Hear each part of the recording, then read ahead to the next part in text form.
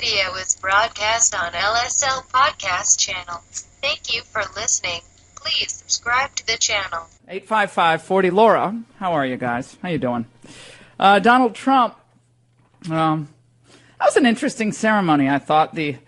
First of all, I didn't even know there were code talkers still alive. That was amazing. And a couple of those gentlemen, who are American heroes, by the way, Raymond will tell us the history of this in case you missed. Actually, they went through the whole history in the ceremony, which was really interesting. That in and of itself was interesting. But the story of the code talkers is getting lost in the fracas involving President Trump not being able to resist taking a shot at Pocahontas. See, he should have said Pocahontas. That's my one quibble with him yesterday. He said Pocahontas because, of course, Elizabeth Warren faked her Indian lineage to get a position, wasn't it at Harvard? She checked the box that she shouldn't have checked back then. So the media went absolutely bonkers yesterday after this, and we'll get into that. We have Melanie Morgan's going to stop by. She wants to corral all the victims of the Democrats' sexual harassing ways together and make a big fuss about that to push back on the media failure to be at least fair in the way they're covering all of this. So she'll join us. We have a lot of other great topics we're going to get to. Personal responsibility, crime, a housing complex in L.A. that is a gang-infested and undoubtedly illegal immigrant-infested nightmare. And you're not going to believe who's suing whom in all of this because of all the rampant crime that's been going on for years. It's a great California nightmare story. Everyone at California dreaming, surfing USA. Yeah, we're surfing the crime wave out there. That's what we're surfing.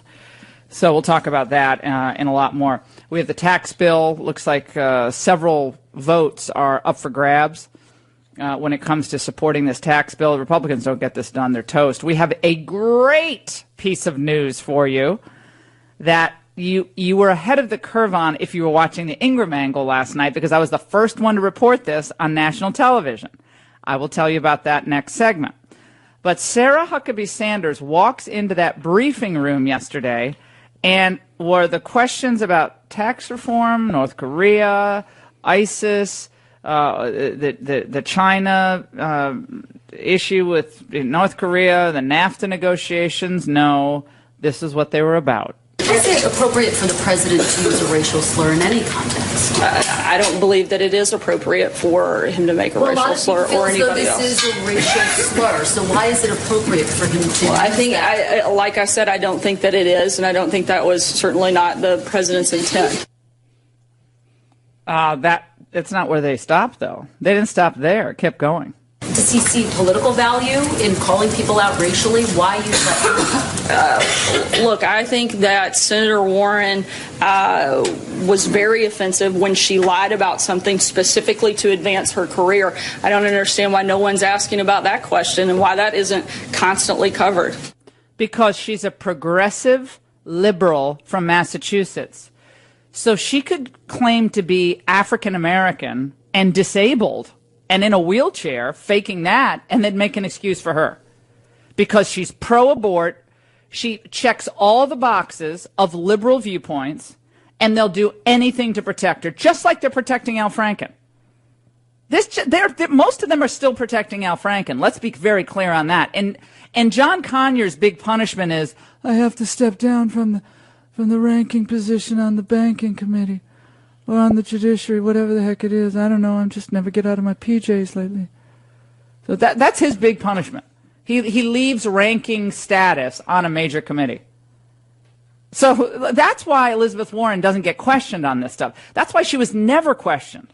The fact that the people of Massachusetts elect this woman, who was responsible for this, in part responsible for this Dodd-Frank disaster and this Consumer Financial Protection Bureau of Democrats, which is what it is. And that is likely why the president invoked her at all. I think so. Because, he'd sent Mike Mulcahy, what's his name? Mulvaney over there to that Consumer Protection Bureau to unseat the Obama appointee.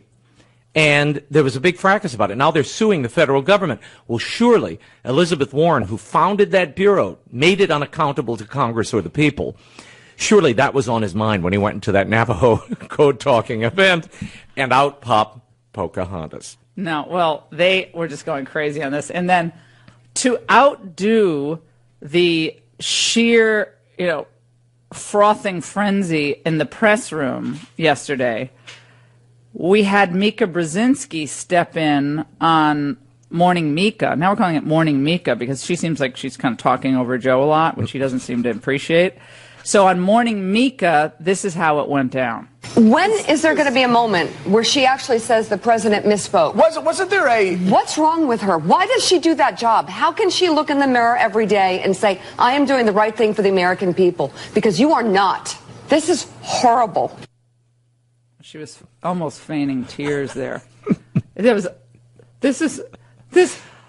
Was this recorded after Thanksgiving and they pretended... Yeah, no, I think this was actually live. It went on and on. No, it gets funnier as it goes. Keep playing. This is our president, and that is the spokesperson for the president of the United States. It is. Sitting there defending his racism, his bigoted language, his stupidity. This is where we are. No, you're in a Manhattan studio, comfy with your latte and your handlers. This is where we are. This is where we are.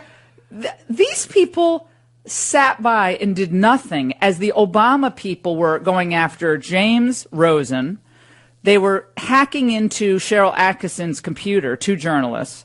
They were trashing Fox and talk radio day in and day out, ridiculing websites, ridiculing the Tea Party, taking their sweet time for 501c3 applications from conservative groups, much more so, by the way, than any liberal groups. You had Lois Lerner taking the 5th. These people sat by, this is a man of great courage. And Michelle Obama look at the grace with which she handles herself. By the way, the attacks on Melania never stop. They never stop. We're going to be doing a big thing on that on LifeZet today.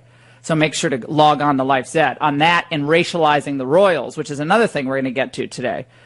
Because it turns out that you can't just get engaged and have the approval of your parents and have some rules bent for you because there are old royal rules about marrying Catholics and divorcees, and that went out the door with Camilla, right? And her hat collection.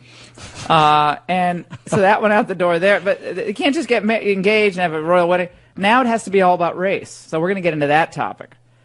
But the Morning Joe people were beating the drum on race. And I will say this, and I'm going to say this tonight on the Ingraham Angle. The people who are racializing every aspect of American life, they're not the conservatives. They're calling out the phonies who are doing it. Elizabeth Warren is the one using ethnicity to get ahead. Because apparently she didn't think she could get a position at Harvard unless she checked the Indian box. Donald Trump isn't the one using race, contrary to what they were saying, and I hope we have more clips, James, from Morning Joe. They went through the litany of racial offenses, apparently, that they think Donald Trump is guilty of. I don't think this is about Elizabeth Warren any more than I think his battle against NFL players is about Colin Kaepernick. It's not. It's about anybody who's not a white Anglo-Saxon Protestant. Everything's coded. Is that a double entendre because of the code talker? Maybe he's the code talker now. Everything's coded. But you see that this is... It's exactly the opposite of what they're claiming. Donald Trump's calling out Elizabeth Warren, not because Donald Trump has disrespect for Native Americans. Donald Trump's honoring them in a ceremony. And yet you could argue that I wouldn't have said what he said. I wouldn't have. I think it just distracts everyone. But he does, again, and I don't think he's even meaning to do this when he does it. He does draw them out for their own racial obsession.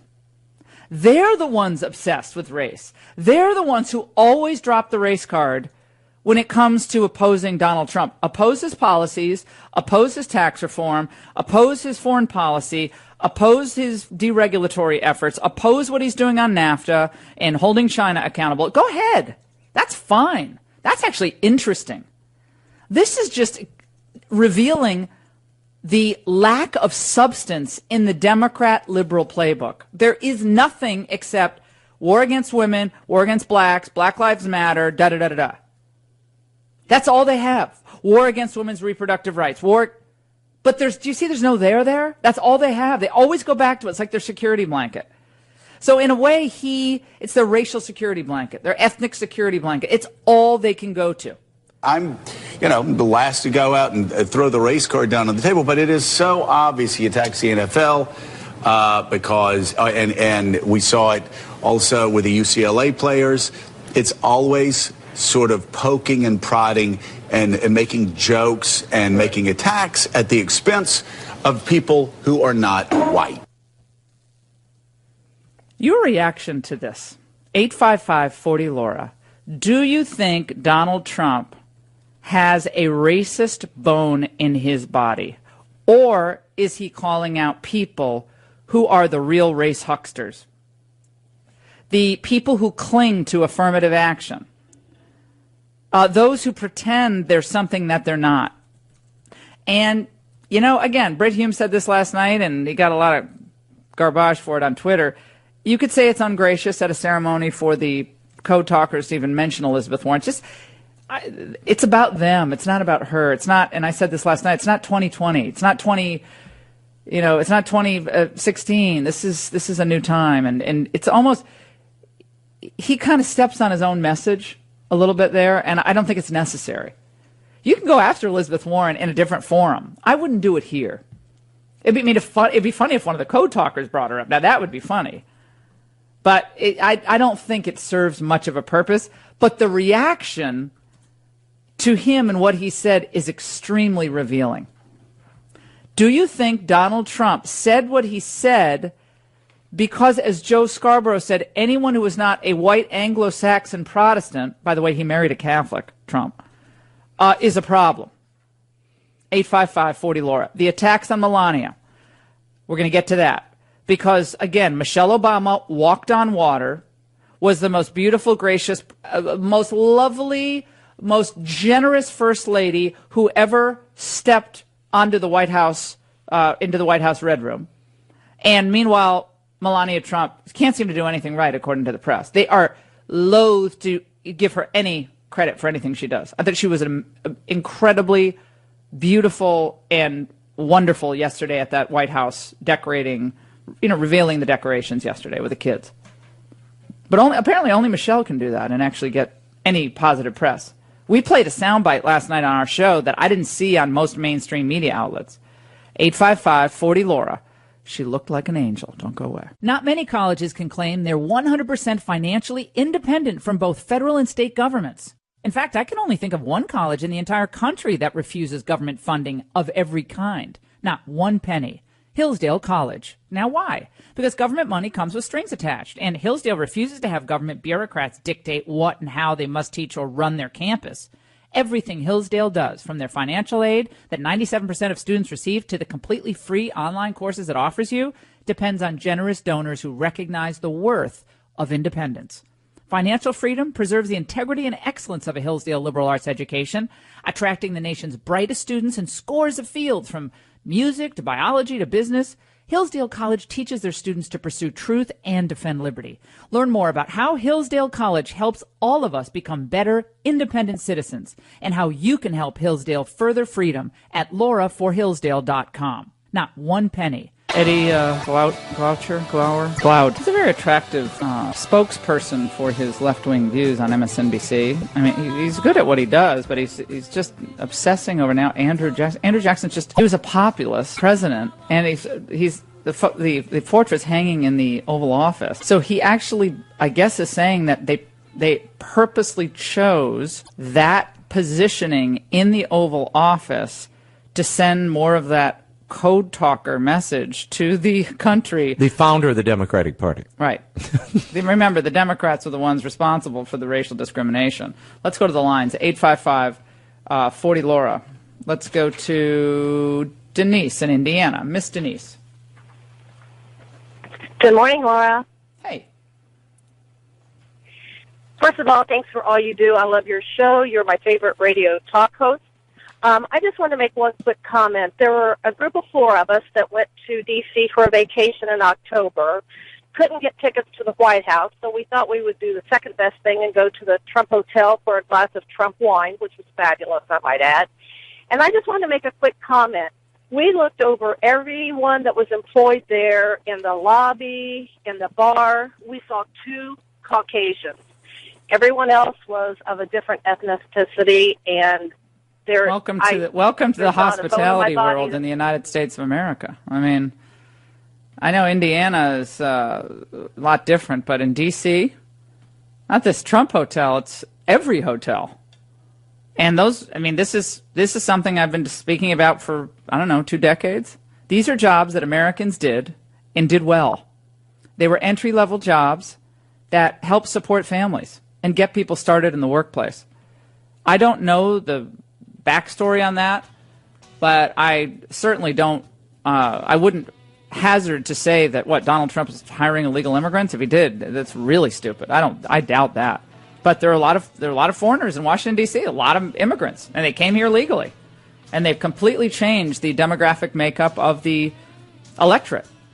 And that's why Virginia is voting Democrat now. That's a big part of it, at least. Maryland is lost, as far as I can tell.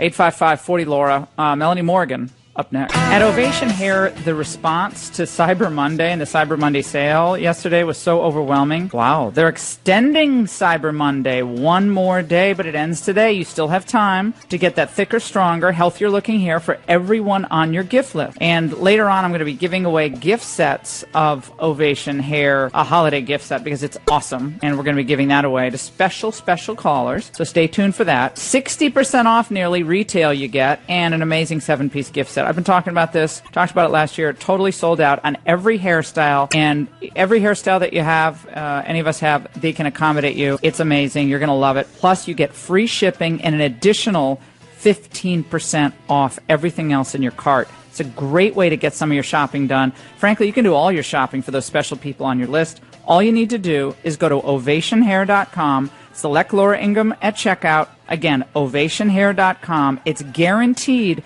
or your money back. Today is the last day for the cyber deal at ovationhair.com. Don Lemon, did he close the Wikipedia page on that before he did the read last night about the Trail of Tears? 855-40-LAURA. In just a moment, we're going to get to Melanie Morgan. Donald Trump the racist. They tried it before with his attack on the Hispanic judge, when he talked about that. Kaepernick. They've been hitting this drum on Trump the racist. Trump the racist, all about turnout for 2018. And the white supremacist moniker attached to Bannon. Steve Bannon. Of course, they were demonizing Steve Bannon as a white supremacist. Let's go to Danny in North Carolina. We got Melanie Morgan we're going to get to as well. Danny. Laura, I think President Trump makes it really easy for people to pile on and beat this racism drum. I was called a racist myself when I didn't agree with something that Barack Obama did. I really think if he just thick-skins it, that he'll be perfectly fine. I mean, that's all they got to report on is race right now. There's nothing substantial for them to really go for except for that. So I think he's doing a great job. Well, I can say this, that it is patently obvious that they have nothing else to offer. The economy is soaring. The news now on these trade negotiations on the NAFTA front, illuminating. I'll be getting into that later on. Luis Gutierrez, the good news I told you I would bring you, the rabid open borders zealot, Luis Gutierrez, who I have battled over the years. All I can say is who outlasted whom in the battle. He's picking up his marbles and going home. He's not running for re-election. We don't know why. But he was most famous for saying that he represented the interests of illegal immigrants. We love that soundbite. So Congressman Luis Gutierrez is not running for re-election. Politico reporting that. Kelly in North Carolina, go ahead. Hi, how are you? I'm good. I wanted to make a comment about him not being a racist based on the election proved what Donald Trump does well. He defines situations and people, and if you're connected to something, there's no taboo there if that really is the shoe that fits. And I think he does that very well. Otherwise, he would have never, ever been able to wipe out an icon like Hillary Clinton. He's very good at what he does, and that's why we're winning in trade, and that's why we're winning at positioning our country again in the world as a great nation. And I appreciate that. The trail of tears that Don Lemon was talking about, and He's a veritable Encyclopedia Britannica, wasn't he? The complaining about the massive racism that, of course, is you saw in MSNBC with that Joy Reid. Remember when she said that rural Americans, and said this, I guess this was just written about today in the Blaze. Said it the other day. Rural Americans their voting power is a threat to our democracy because basically they're white. They're white and conservative. She continues to be racial mongering her way to the top at NBC, and she hardly gets not even getting a slap on the wrist. She gets promoted. Remember that ESPN gal who, with her comments, she got sidelined for a while, but Joy Reid over the weekend tweeted that the rural Americans is a core threat to our democracy. Is that racist? You can only be a racist if you're white and you're a Republican. 855-40-LAURA. Melanie Morgan is our friend at Media Equalizer. She does that with Brian Mahoney. And interesting effort to re-educate Americans about the trail of victims that Democrats have left behind. When you look at the list of the Hollywood political and media types, just released in the last 4 weeks, the news about their accusations. Again, we don't know how many of them are true or not. But when you look at the entirety of that list, whether it's Glenn Thrush or Mark Halperin or Harvey Weinstein or John Conyers or Franken, they're overwhelmingly Democrat. And of course, starting with the biggest victimizer of all, Bill Clinton. Joining us now, Melanie Morgan. Hey, Mel, how are you? I'm great. I'm here at San Francisco International Airport right now, Laura, where I'm going to travel across several time zones to join folks in Washington, D.C. I heard you mention a moment ago that the Democrats are relitigating a lot of our history. Well, it's interesting. They don't want to relitigate or revisit what happened in 1998 when William Jefferson Clinton was impeached. But that's exactly what we're going to do in Washington, and we're bringing with us some very strong and powerful women. You probably recognize their names, although a couple of generations of Americans don't.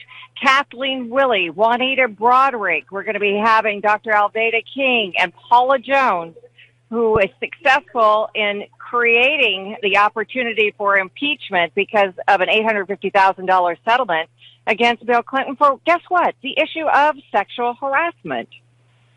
Well, and so the story, each of their stories is compelling in its own right. A lot of the Democrats now, Melanie, are coming forward and saying, well, we should have taken this more seriously. You had Kirsten Gillibrand, senator from New York, who clearly has 2020 ambitions. She comes out and she says, look, he should have resigned. Others are following suit. They want to do the cleanup act and try to expunge the sin of sexual harassment from their ranks, perhaps, before the next election cycle. What's your take on that? Well, here's my take on this. We're coming to have a press conference tomorrow with the very accusers of Clinton, who in 1998 were ridiculed, they were mocked, they were slandered, they were physically intimidated, they were threatened by liberal Democrats. So now they have an opportunity, if they really think that this is the time to make apologies and to get themselves on the right side of history, to stand with us in calling for the resignation of Al Franken, John Conyers, and maybe even Joe Barton. But what we need to do for certain is make sure that these secret slush funds that total $17 million of taxpayer money that have gone to pay off these victims stops. And we are also going to demand hashtag show us the list. This is very important for us to know who is involved in these secret payoffs. How much money did they get? Are they still engaged in this behavior? Is it repetitive behavior? These are all questions that we are going to demand the answers to. You know, it's kind of funny, Laura, because Al Franken, whom I went public with my own story about a week and a half ago, alleging a very abusive treatment and almost stalking and harassing treatment. I've been whitewashed from that story. He's offered a non-apology apology that the media minions we had were John covering Ingraham for him. Yeah, we had John there. We were actually the first show, not to try to take credit over you there, Melanie, but we were the first show that brought this list and the shush fund in cable to public attention. And I demanded this list be released, whatever it was, 2 weeks ago. And I'm glad everybody's on the trail now on this. But most of these congressmen and congresswomen, they didn't even know it existed. So we'll be tracking what you're doing in Washington. We wish you the best of luck. We hope these women who themselves have been abused have the strength to make their own case. And if they're waiting for an apology from Bill Clinton, they're going to be waiting for a long time. So the way we deal with this story is important, and the smart way we deal with it, the important. I mean, we can all grandstand about this, but what we need are actual results, and educating a new generation of Americans about what the Democratic Party has really stood for, the American founding, what the Clintons and the Obamas put up with and facilitated over the years. The entire Democrat Party has sexual harassment blame on their hands because they covered for these people for decades and decades and decades, and that's how it went down. Melanie, we love the Media Equalizer. We really appreciate your joining us. 855-40-LAURA. We'll link up the Media Equalizer site on lauraingraham.com. Also on Facebook, you should follow them. A lot more to get to, including we're jammed on the lines now because of the attacks on Melania Trump. We're going to get to that. Vanity Fair saying she never wanted to be First Lady. Basically, she's miserable, and she was ill-suited for the job in the first place. But remember, Michelle is still, is still the reigning princess of the deity upon high. Because Michelle's on the top of the Christmas tree, isn't she now? She's on the tree. She is the angel. 855-40-LAURA. We'll get to that and your calls. I'm confident now, even more so than I have been throughout the last year, that this nightmare presidency of Donald John Trump will end prematurely and end soon. And I am thus also confident that this is the correct moment to end this series of... was doing a series of commentaries. Did you? He was over at GQ. For all those GQ web surfers, you could have been listening to Keith Olbermann all year, Laura. All year. Your subscription must have lapsed. I had no idea that he was even doing any commentary whatsoever. Apparently no one else did either, which is why now is the appropriate time to stop this series of commentaries. I thought it was like Mika and Joe, and they said they were retooling their radio show about 10 years ago that flopped on WABC in New York. We're taking a pause to retool. We'll be back. Yeah, how does never sound to you? No, that's just... And he says, it wasn't scandal, it's not health, it's just, I did what I had to do. He's like Frank Sinatra, apparently, at this point. Is it going back to sports, where he keeps getting fired? There's no indication of what he's doing, but he is not doing political commentary anymore. He has one of the largest collections of sports memorabilia, personal collections in the world. Really? Yeah, sports memorabilia, like worth I've seen some of it. Ton of money. He's a really smart investor in that. Collectibles can be extremely lucrative. Mm-hmm. But I don't think he sells any of it. He just collects, he has the original Ebbets Field seats from the old Ebbets Field and all sorts of stuff. I mean, I think he was really talented in sports commentary. I mean, he's an encyclopedia of knowledge. He was really talented. But the politics it was all too angry and not fun at all. 855-40-LAURA. Do we have Lori in Nevada? We do. Let's go to Lori. Go ahead, my friend. Hi, Laura. Congratulations. Oh, I just lost you. Are you still there, Lori? No, I'm here in the mountains. Speak up, and put that phone to your ear, because I can't hear you, babe. It's in my ear. I'm going through Mount Rose. I'm so sorry. Congratulations. I don't think Trump has a racist bone in his body. Can't hear you, babe. We just can't hear you. We got to. Sorry. Call back when you're not on a mountain road. Sounds fun though. Did you do any shopping yesterday, Raymond? Any? I did one Cyber Monday deal, and then I realized I could have done it on Giving Tuesday because there were no rebates on the thing I bought. So there was no rebates. Books are not rebated, and there was an ornament I got for one of my kids, and that was not rebated either. I find it all confusing. You know what it is? I've now realized... It's one big scam. Well, we don't need anything, really. No, we don't. You don't really need anything. We do need Ovation shampoo because that helps my hair. Yeah. That's a good gift because you use it. Well, pass a bottle. But where's my gift set? Come on. Bring on the gift set. All right, well, those are coming. I need an ovation. But I do think we worry too much about things. Stuff.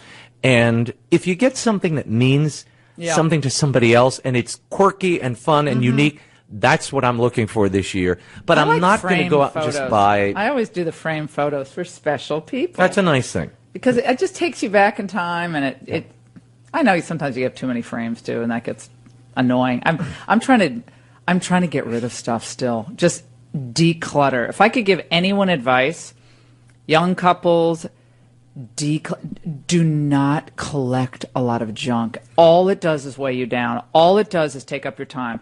All it does is make your life more complicated. Simplicity. That's why the whole the trend in homes now is smaller and simple.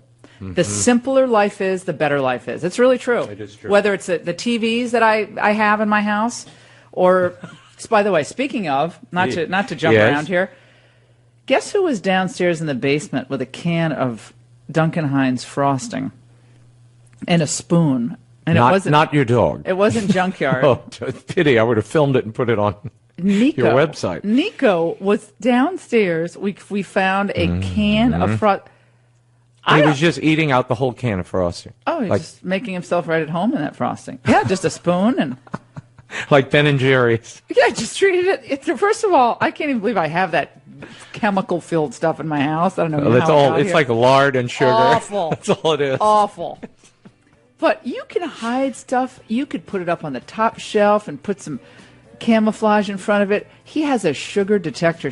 I'm really convinced that sugar is one of the worst things that we can ingest. America's greatest addiction. It is he is a sugar. Well, Valerie Jarrett is singing her love song to MSNBC, and I don't want to turn the show into MSNBC review. We only use the sound bites to illustrate the close relationship that the non-Fox, non-fair media have with the Obamas, the Clintons, and even the sexual harassers who continue to pat around Congress, being denied of only their committee chairmanship or other privileges, and being told, talked about like this, they're so brave because Al Franken actually, he's come out and said he feels terrible about what he's done. Byron York has a piece out today, which we'll post on lauraingraham.com, where he says, in fact, when you really look at what Al Franken has said, he's really not admitting to anything.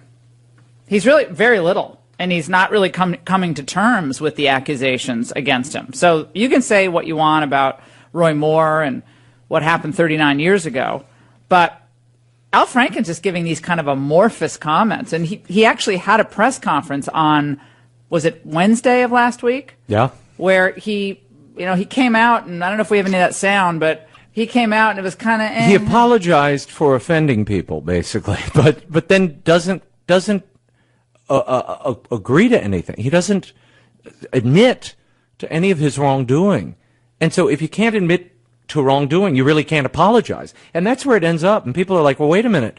These women are saying you did this." Well, that wasn't my recollection, and I know the picture. The picture was just a joke, and I don't remember putting hands where they shouldn't have been, and I don't have any recollection of that.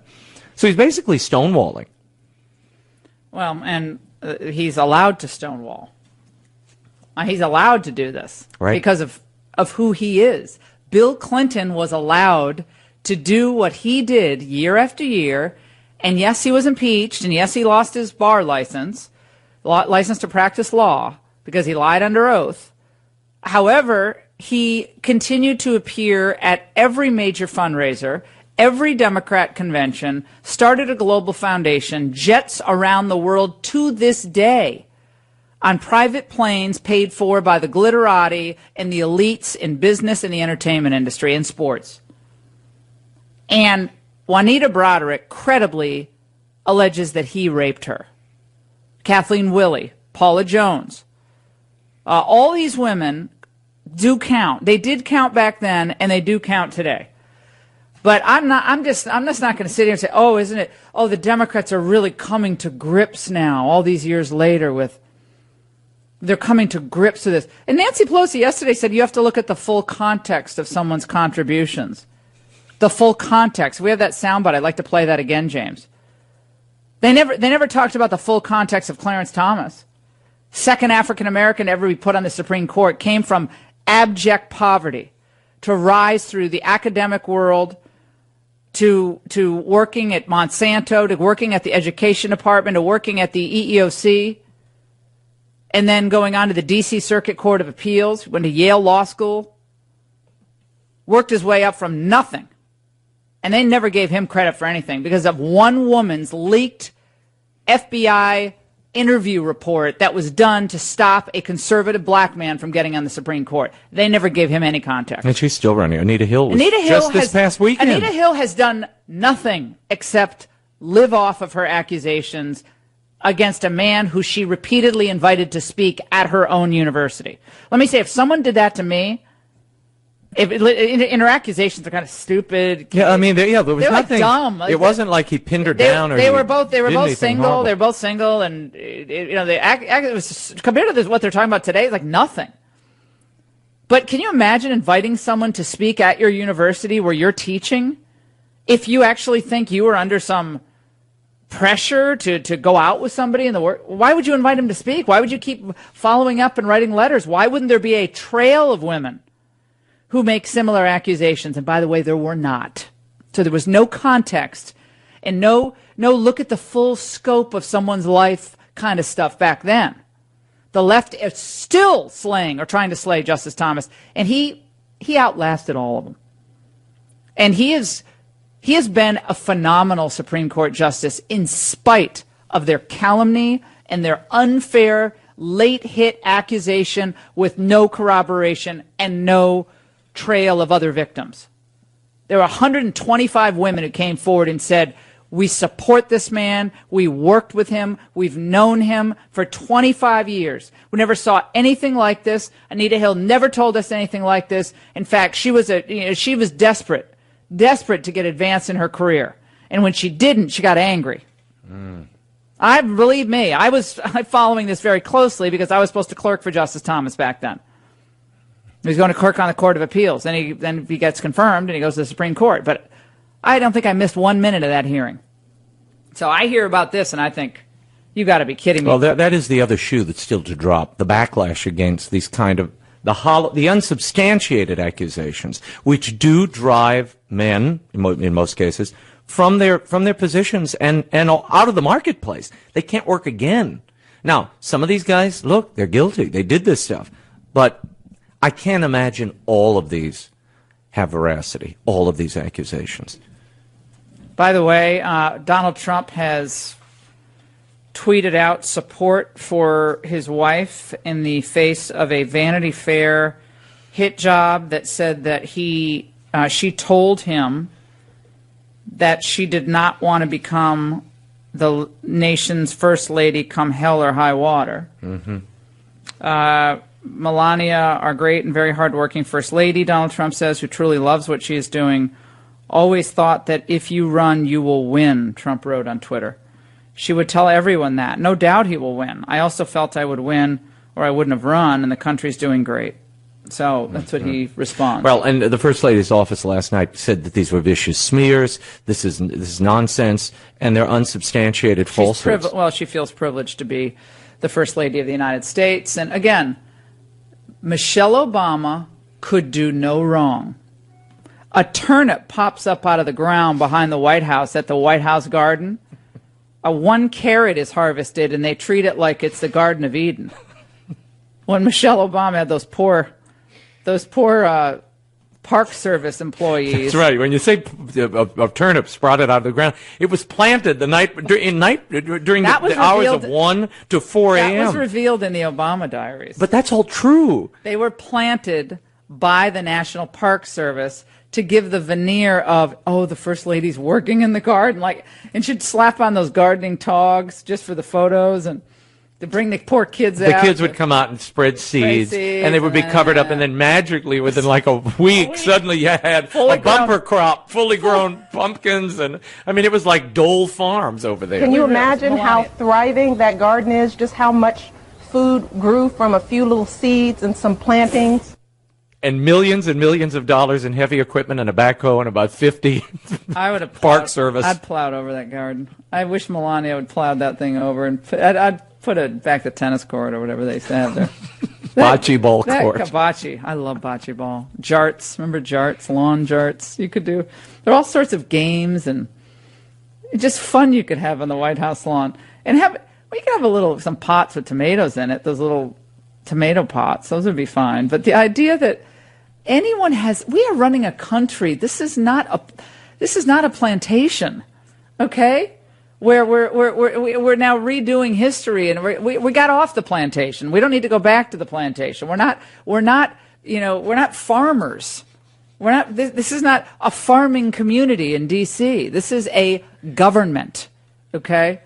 But remember when one of the kids, when they were doing the poll of the kids that came, there were a bunch of kids. It was sweet. They're from D.C. and they show up and they were talking about vegetables. It's like, who loves broccoli? And the one kid raised up, who loves asparagus? No one raises their hand of the little kids. And she goes, I'm going to take your shovel cookie away. Remember? Remember? And they took that audio off the White House website. Struck the audio. Because they gave little shovel cookies, a gardening shovel cookies to the kids. Frosted cookies. Yeah, cookies. Because those grew out of the garden, too. And then I'm going to take a shovel cookie away. Remember, she grabs a cookie. Let's hear it for vegetables. Yeah! 855-40 Laura. Tell me, why is it that the press is so nasty to Melania? Is it just because of Trump? Or is there something else about her that they dislike intensely? See, you could make well, it's not just race. It's not because she's white and because she's beautiful and because she's a model, former model, and she has an accent. They're making fun of her accent. All the things that if we did about anyone else would be run off of, radio and TV. But they made fun of her accent when she did the Lord's Prayer. Now they're even trashing her Christmas decor, which I have to tell you. Oh, it's spectacular. Now, later in the week, I'll see it in person, but it is beautiful. Oh, it's gorgeous. And now there are also the tall tales you see around even conservative media. Oh, Trump has brought the nativity back to the White House. Well, that's not true. The nativity has been in the East Room since 1967. That is there every year. But it is set off so beautifully this year.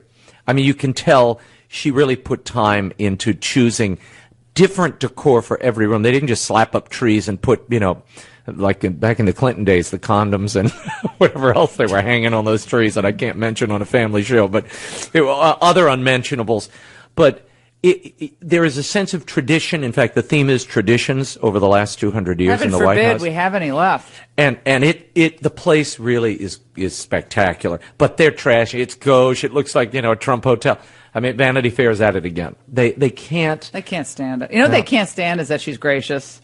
And she supports her husband. Also, where's the television special? Remember we had the prime time Brian Williams walkthrough on NBC? Well, I want to do the walkthrough. Maybe they should let me do the walkthrough. Yeah, well, maybe you're the only one that may be allowed to do it because remember that it used to be Rockefeller Center tree and then the Obama Christmas. Oh, no, and they'd walk through and bow and pet the dog. And then let me show you the gingerbread. And she'd walk in. The gingerbread. Remember they had gingerbread dogs. There was something about they got rid of one of the traditions. What was it? Was it the gingerbread house? And was it remember there was something about a tradition that they removed. Now I'm trying to remember what it is. It was either the gingerbread house was it a kale house? Was it made out of kale? Or I don't remember what it was. I don't remember either. But there was something. We didn't go for 8 years. We didn't go to the White House they didn't invite us. It was like the shepherds waiting for the call. Waiting for the star to rise. By the way, do we have the audio of the kids seeing Melania yesterday, James? Do you have the audio of what they were saying about Melania, that she looked angelic? We'll play that afterward. We'll take a break. 855-40 Laura, your calls. Why is it that the media are so especially nasty toward Melania Trump? She's being treated far differently than any other first lady by the establishment media. Of course, by NBC, CBS, they are. It just kills them to say anything positive about her, and her approval numbers are very good. People seem to like her a lot, and she's quiet. She doesn't go on Ellen and do push-ups. She doesn't do that kind of stuff that Michelle did. She doesn't fancy herself that type of celebrity flotus, but they dislike her intensely. Why? 855-40-LAURA. A lot more to get to on your healthy and festive radio addiction. I know you purchased a timeshare and there was a time where you loved it. Then you didn't. You've learned the contracts are perpetual. The fees constantly go up and you can't get the dates or destinations you want. You've tried getting out of that crooked contract with no luck. Well, I've done my research and I want you to call my friends at Resort Release. ResortRelease.com helps timeshare owners legally terminate their contracts and end all future payments, guaranteed. They've even earned an A-plus rating from the Better Business Bureau. Go to ResortRelease.com or call them at 855-66-LAURA. Resort Release gives every customer a 100% guarantee that lets you legally and permanently walk away. If you don't get out of the contract, you don't pay a dime, period. 2018's maintenance fees are due any day now, so get out now before you have to pay again. Visit ResortRelease.com or call them at 855-66-LAURA to see if you qualify. That's 855-66-LAURA. Call my friends at ResortRelease.com today. Call them at 855-66-LAURA to see if you qualify. Hey, this Pocahontas comment I find so comical. It is, everybody just needs to get some thick skin. They're behaving like they're fourth graders on the playground. Everybody has gotten so worked up about what you said, how you looked at me, how it offends me. It's just time out, get over it, and do the job we've asked you to do. We don't want to hear about it on the news. We want real news reported, real facts. I don't care about their opinion, what they think about it. All right, I appreciate it. 855-40-LAURA. I think the Elizabeth Warren comment that the president made yesterday was in a way, ungracious, but in a way genius. Could be both things. So I agree with kind of what Britt Hume said. It didn't really need to go there in this code talker thing. It was off point. But it does remind us of see, he was with the real deal. He was with the real deal heroes. Indian heroes. By the way, most of them want to be called Indians in that room. They are real heroes. They didn't use their ethnicity to get ahead. They just did the right thing for the country in wartime. That probably struck the president just in the moment. And, I mean, I don't know what you might be going back and reading the Consumer Financial Protection Bureau champions. She was the champion, along with Barney Frank, of this new bureau that's now has two agency heads because they're in court and they're fighting out whether it's Mick Mulvaney or Richard Cordray's deputy, this woman Lori Glesson, who wants to take over as head of that ridiculous, preposterous agency. So maybe he had that on his mind and it popped out of his mouth. I mean, I don't know, but I would have said Pocahontas again. A lot to get to. Stay with us. That's Melanie Sloan, who's a former Conyers staffer. Well, he's 88 years old, and he's in the U.S. Congress 52 years later. I mean, none of this makes any sense. But apparently he's been disoriented at times. We have other senators who are there, not accused of sexual harassment, but have been disoriented, walking in the wrong direction. We heard these horrific stories about Thad Cochran, should not be in the Senate any longer. And yet we return these people to power. We spend tens of millions of dollars, the Republican Party, to return people to power who have been there way past their expiration date. And it's preposterous. 855-40-LAURA. By the way, the Ovation Hair gift sets, we'll be starting our giveaway for those tomorrow. So remember that. And they're awesome. You can actually just put them under the tree, a little bow on them. You don't even need to wrap them. They look beautiful. And they're extending their Cyber Monday sale beyond, of course, yesterday to today, but that's it. And you get 60% off retail, and it's an amazing 7-piece gift set, and you're going to love it. Everything from the flagship Ovation Cell Therapy to the conditioning and shampoo for every hair type and all the hair care products. It's just a wonderful gift set. You will love it. You actually get another 15% off and free shipping. This is the lowest they go, my friends, and they sell out every year. They did last year, the year before, guaranteed, or your money back. All you do is go to ovationhair.com, ovationhair.com, very easy, and select Laura Ingraham in the survey at checkout. Again, ovationhair.com, cyber savings end today. So make sure to be all over that. Joining us now, I'm delighted he's with us, along with your calls. Angelo Codavia, he's a senior fellow at the Claremont Institute, spent a bunch of years in the Senate, and wrote an interesting piece for AmericanGreatness.com about sex and power on the Hill. He was there for, I guess, 8 years as a staffer. You see a lot when you're working in government, and I remember being in the White House and riding up on the West Wing elevator. I was 22, and I remember Strom Thurmond checking me out, and he must have been 90. I don't know how old he was. Like, hey, you looking good there, Laura. Yeah. He said, well, I got some pretty fillies in the White House working. No, we got some pretty fillies. His staffer was so, his staffer was so horrified. I just started laughing. It's like, whatever. I was like, just move it on out. Move it on out, old Senator Thurmond. It was hilarious. But, people this is what they're talking about now. It's a lot easier than figuring out what President Xi is doing with Kim Jong-un Cabbage Patch. So it's a lot easier. I remember covering Strom Thurmond many years ago. He was reading a speech from the well, and he said, ladies and gentlemen, today we have this wonderful piece of legislation. He would have to flip the page to go on. The words were so big. You took 3 sentences. 5 pages to get the 3 sentences. Remember that horrible back and forth on was it the gay marriage issue or something? He did. Is there anything I can do to make you all normal? Remember that? It was a hearing. It was a hearing. That was horrible. They made all normal? What? That was. They did that on. I think they did that on SNL. It was bad. It was bad.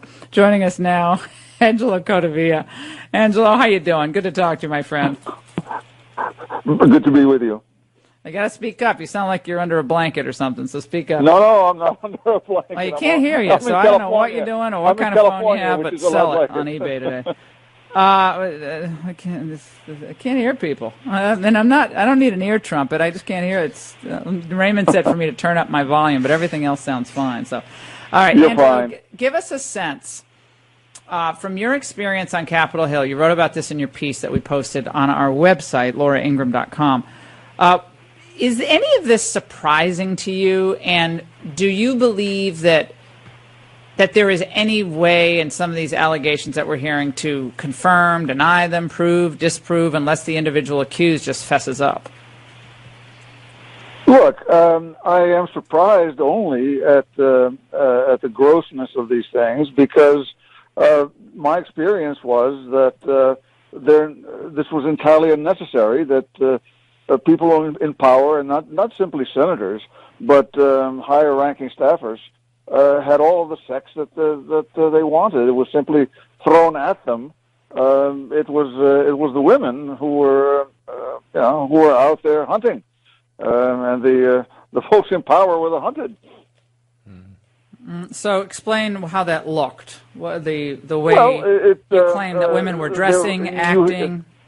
No. What I was hearing is that these women were bragging that they had bedded this particular senator or this particular staffer, and were perfectly happy that they had done it because this had advanced their careers. Well, simple. And so, did you hear or see of any type of harassment on the other side, or men or women? No, positions of power? Absolutely not. So you think none of that happens, or what? No, look, if you have a John Conyers who's 88 years old, who obviously, or Trump, who doesn't know what he's doing, yeah, you can imagine that easily enough. But somebody who has any kind of attractiveness, or at least is not simply repulsive, is going to get advances by women who want to use him for their own purposes. Raymond was pointing out something that Angela Lansbury said, the actress. Was it yesterday or on social media? Yeah. And during an interview. And she's getting a lot of grief for it because she was talking about how women have traditionally... She's basically saying that, look, there are two sides of the coin here, and that women have labored to make themselves attractive, and they go out of their way to make themselves attractive. And she says we have to own up to the fact that women since time immemorial have gone out of their way to make themselves attractive, and unfortunately it's backfired on us, and this is where we are today. And I mean, I think to take it a step further, it's more than just looking attractive. In some cases, you know, the wares are out on the shelf, so you know. Mm-hmm. Well, that's exactly it. That's exactly it. It's the attractiveness is not mere vanity. In the workplace, it is often an asset. I mean, this is not exactly news. Plato was talking about that 2,500 years ago. So, you know, this is not news. Well, what is news, though, is the way that the government now is that there are actual government offices set aside to pay off those who might get embroiled or entrapped by these women, or you have predatory senators and representatives who are preying on these women who are in their charge. No, I think that does happen too. The predation part sounds a bit manufactured to me. Look. The point that this campaign is making is that Republicans, primarily conservatives, are icons of deplorability, whereas we on the left we are the icons of virtue, in one way or another. This is not so much about a double standard; it's about setting up rival icons, good and evil. You guys are on the evil side; we are on the virtuous side. Well, I think that in the end, this is going to come back to really bite the Democrats. It already is. Oh, you're right. It certainly is. Look, for example, if you want to talk about icons, the greatest icon of them all, of course, was Martin Luther King. Now, the U.S. government has all sorts of tapes of him, some of which were circulating on the Hill while I was there. I listened to those things. I mean, these things go so far beyond even Bill Clinton. About. Yeah, this has been written about. Oh yeah. There's nothing new. But, I mean, all one would have paragon to do. Of virtue either. Nobody. No. Is. I mean, all that one would have to do would be to introduce a bill to unseal those tapes and then watch the reactions to unsealing those tapes. Angelo Codavia, thank you so much for your perspective on this.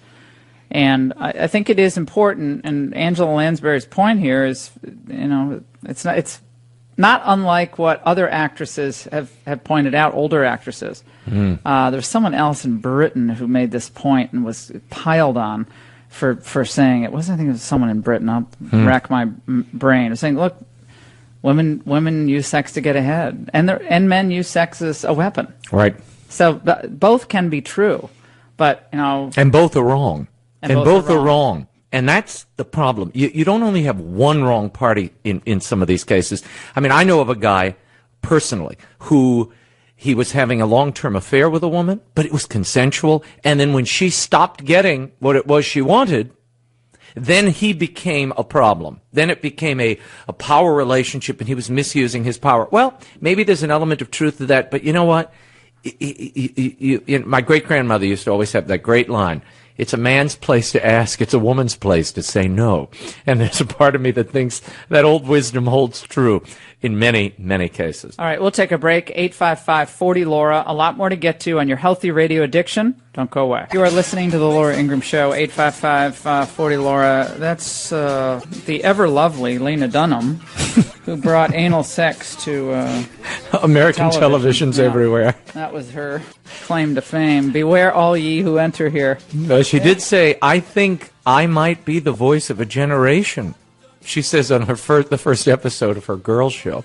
And maybe she is and was, Laura. Well, that's the piece written by Maureen Callahan. Good riddance to Lena Dunham in the New York Post. And again, Lena Dunham, a lot of people listening don't know who she is. Just trust us.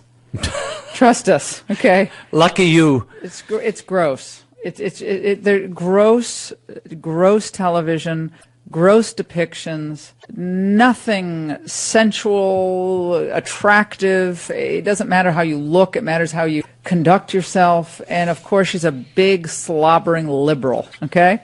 Slobbers over every liberal politician. So she may be the first person to fabricate details of her alleged rape, then proclaim all women's claims need to be believed, and then publicly accuse a young woman of lying about having been raped. Finally, the star of the Creator Girls has been exposed as the empty vessel that she is. Girls, the show, was never the smart generational criticism Dunham always claimed. Really, it was just a smuttier, younger Sex and the City. Nor is there much daylight between Dunham and her shallow, entitled character, Hannah Hovrath, as she should have us believe. I think I might be the voice of a generation, yeah, she said in this. in Parents in her first episode, or at least the voice of a generation. That might be sadly true. She might be the voice of a generation, and that's a sad commentary on. We're going to talk a little bit about what's happening in the world of music tonight on the Ingraham Angle. You want to make sure to tune in. Also, the attacks on Melania Trump continue. Why? Why are they so obsessed about attacking her? To the extent where they were ridiculing her, her accent, and when she did the Lord's Prayer, they were, horrible people saying things about Barron Trump. Now she can't even decorate. Now she can't even decorate after the Obamas trashed the Oval Office with their stupid decorations.